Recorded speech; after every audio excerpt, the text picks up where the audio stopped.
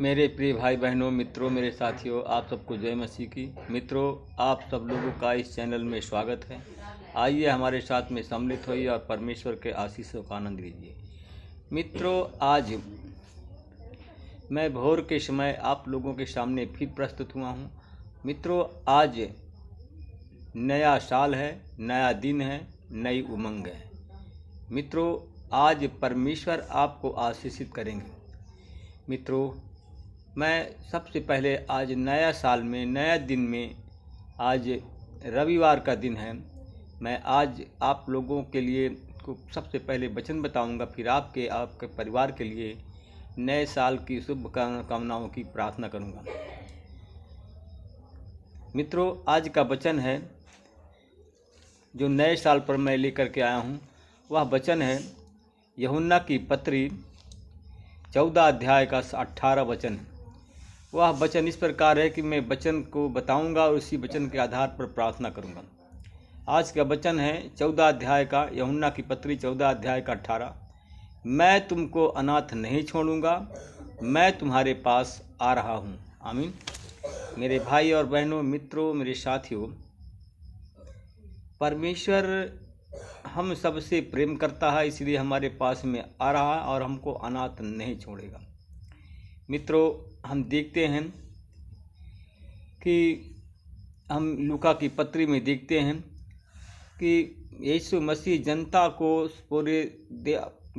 उपदेश सुना रहे थे और यीशु कफरनहूम नगर में आए और वहाँ किसी रोमन शतपति का अत्यंत प्रिय सेवक गंभीर स्थिति में गंभीर रूप से बीमार था और वह मृत्यु के निकट था। मित्रों, जब वह अधिकारी ने यीशु की चर्चा सुनी तो उसने यहूदियों के कुछ धर्म वृद्धों को यीशु के पास एक निवेदन करने के लिए भेजा।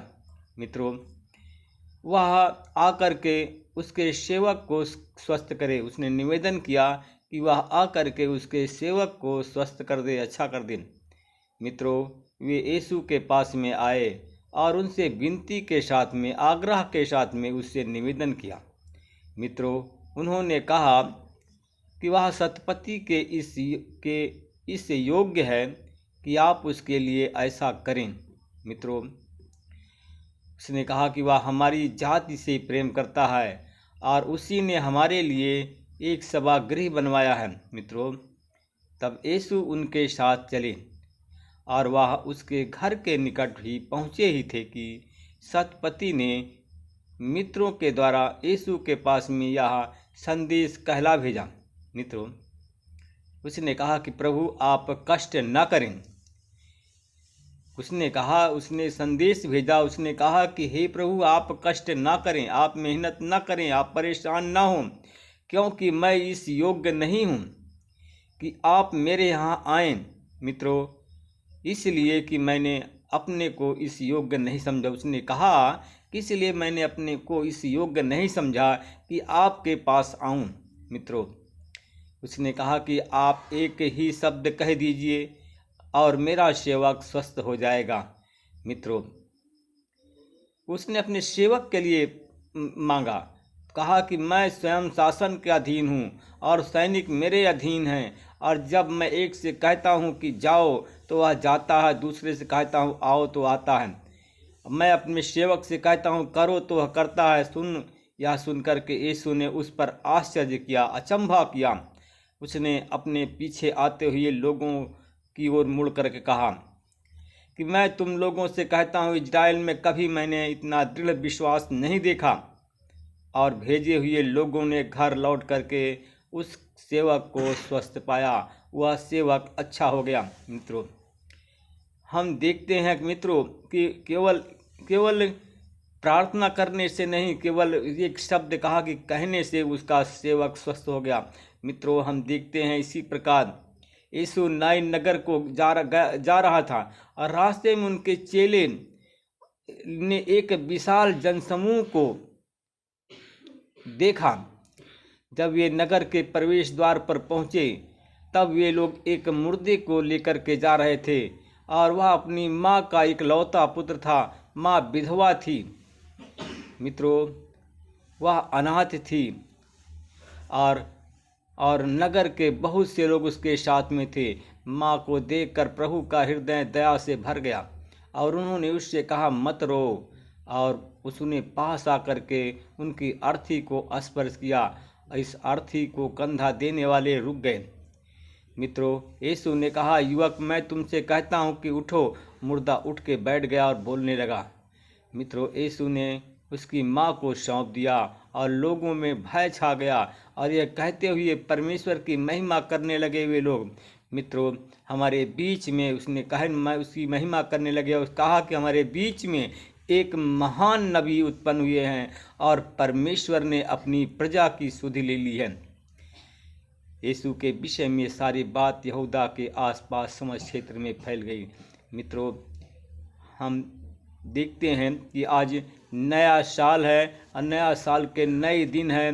परमेश्वर अनाथों पर दया करता है।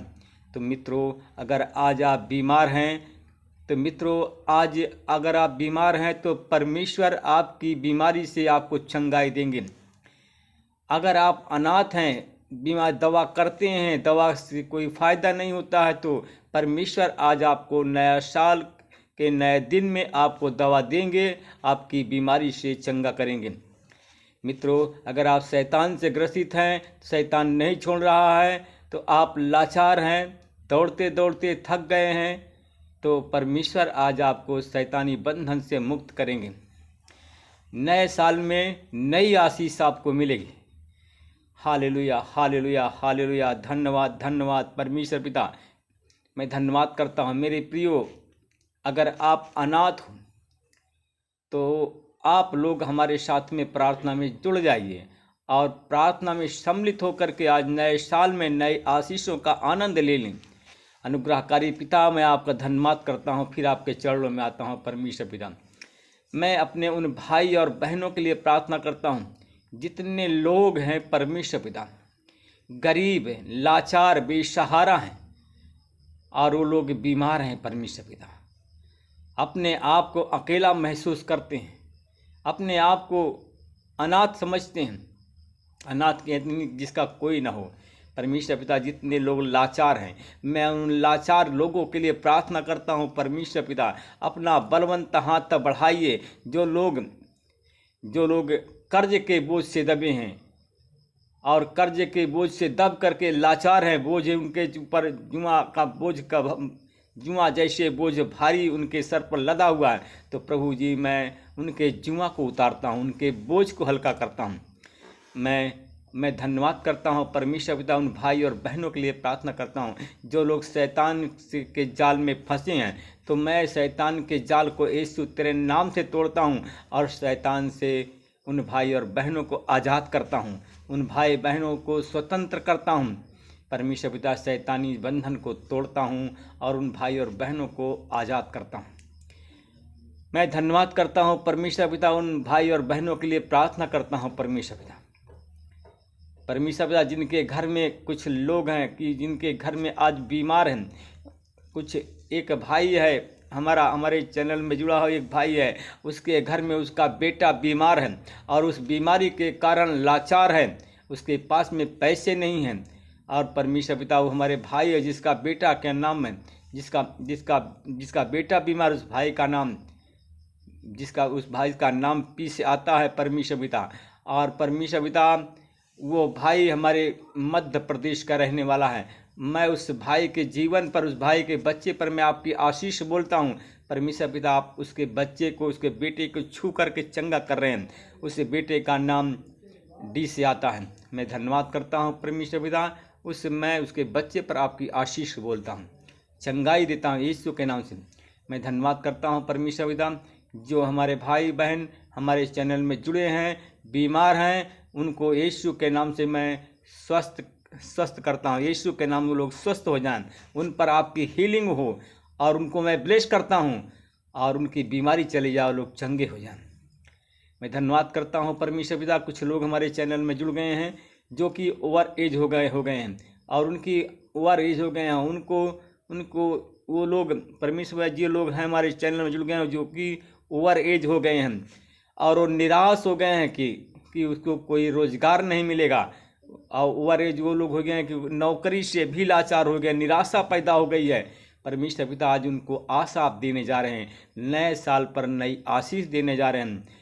परमेश्वर पिता उनका निराशापन को दूर करने जा रहे हैं। मैं धन्यवाद करता हूँ। मैं उस भाई बहनों के लिए प्रार्थना करता हूँ जिनके पास में दुकान है और प्रभु आपके संगति में जुड़े हुए हैं। मैं उन पर आपकी आशीष बोलता हूँ, उनके दुकान पर आपकी आशीष बोलता हूँ। परमेश्वर पिता उनके दुकान, उनका बिजनेस विकसित हो जाए। मैं धन्यवाद करता हूँ उन भाई और बहनों के लिए प्रार्थना कर जिनके पास में कोई संतान नहीं है, मैं उन पर संतान की आशीष बोलता हूँ। परमेश्वर पिता जितने लोग, कुछ लोग मिर्गी के रोगी हैं, मिर्गी के रोग की बीमारी को निकालता हूँ और मिर्गी की बीमारी से उन भाई और बहनों को आज़ाद करता हूँ।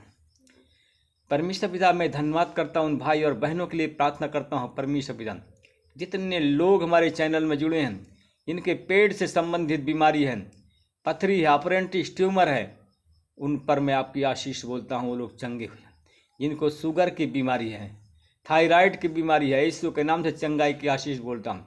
मैं उन भाई और बहनों के लिए प्रार्थना करता हूँ जिनको कैंसर है, ब्लड कैंसर, गांठ कैंसर की बीमारी है, इस बीमारी से उनको आज़ाद करता हूँ। उन बीमारी से चंगाई की आशीष बोलता हूँ।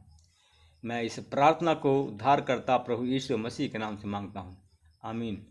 प्रभु आप सबको आशीष दे, रक्षा करें। मित्रों, आप लोग नए साल में नई आशीषों के साथ में आपको परमेश्वर आज चंगा कर रहा है। अगर चंगे होते हैं तो आप लोग हमारे चैनल को सब्सक्राइब करना न भूलिए।